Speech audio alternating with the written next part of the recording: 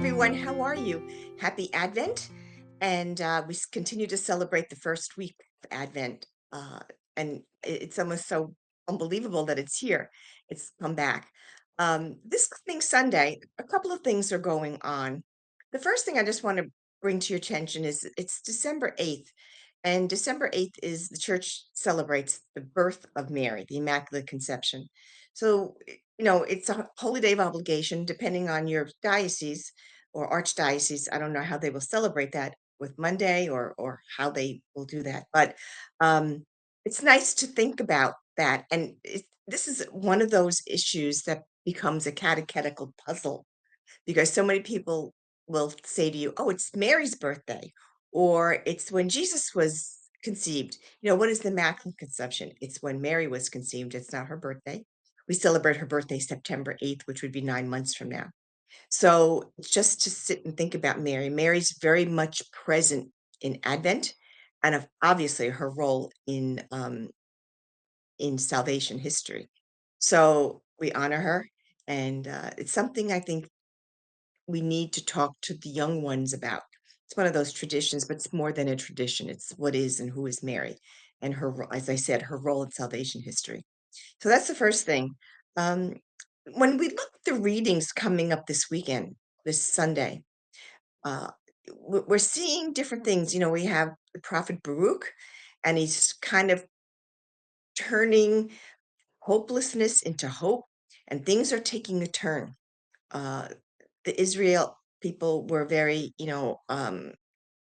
they were embattled.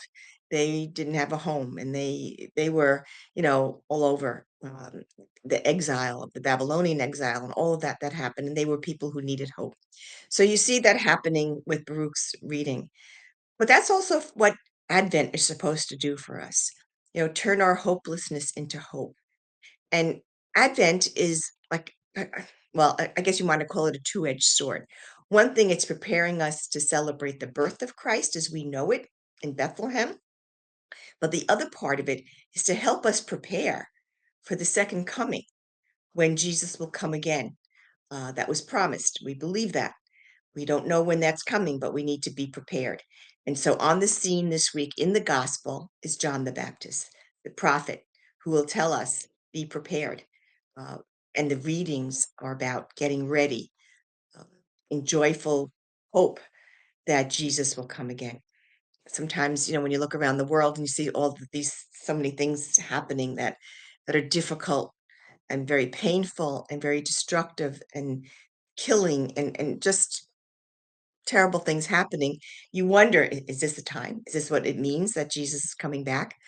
We don't know when that will be, but to be prepared. And what does it mean to be prepared? I think it's one thing to go to repent.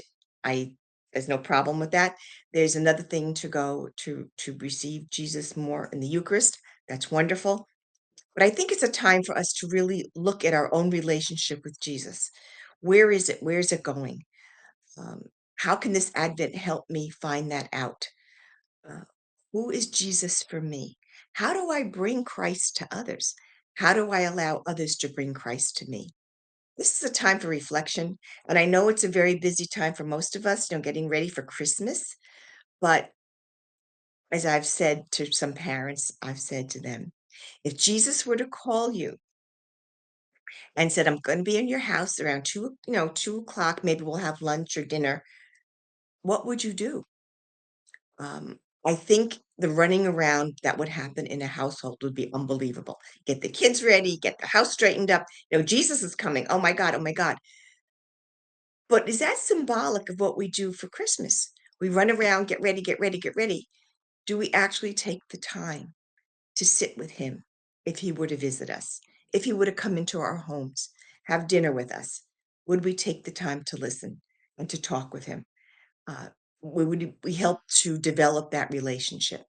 So sometimes we can get all caught up with the stuff, but this is a time Advent gives us, or the church gives us Advent season to really think about Jesus and what Jesus means in our lives and to prepare for his coming that we await.